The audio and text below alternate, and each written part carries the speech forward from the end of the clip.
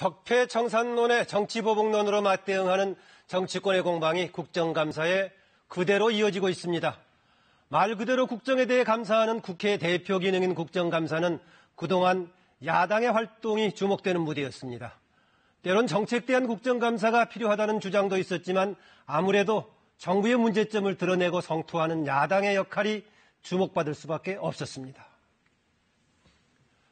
그런데 이번 국정감사는 박근혜 전 대통령 탄핵의 후유증에 여야가 바뀐 지 5개월밖에 안 된 시점에 진행이 되고 있습니다.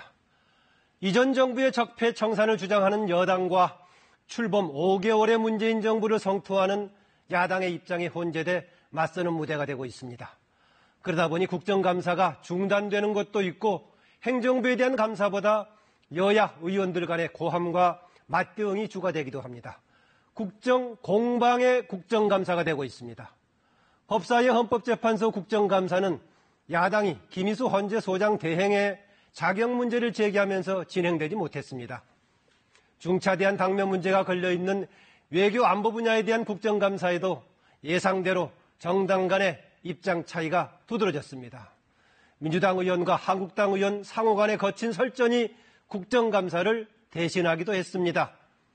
국정원과 청와대 언론 개입 문제가 쟁점이 됐던 방송통신에 대한 국정감사에서는 주목받았던 증인들이 모두 불참했습니다. 현실적인 경제정책을 다뤄야 하는 기획재정위원회나 정무위원회는 정책감사 쪽으로 진행이 되고 있습니다. 그런데 문재인 정부의 대표 부처이자 유일한 신설 부처인 중소벤처기업부는 아직 장관 임명도 못한 채 국정감사를 치르는 일도 벌어지고 있습니다.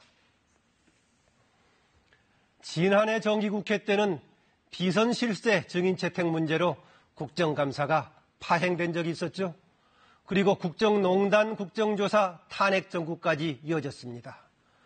올해 국정감사도 국정감사장에 한정되지 않고 정치권 전반의 공방으로 이어지는 것이 불가피해 보입니다. 결국은 적폐청산과 정치보복론이 충돌하는 모양입니다. 정치보복을 말하는 일부 야당은 국민의 압도적인 다수가 적폐청산이 필요하다고 보고 있다는 점을 받아들여야 합니다. 반면에 적폐청산을 주도하는 정부 여당은 그동안 살아있는 권력이 만들어온 특권의 적폐를 이번에는 단절하겠다는 다짐과 조치를 확실하게 해야 합니다. 뉴스 해설이었습니다.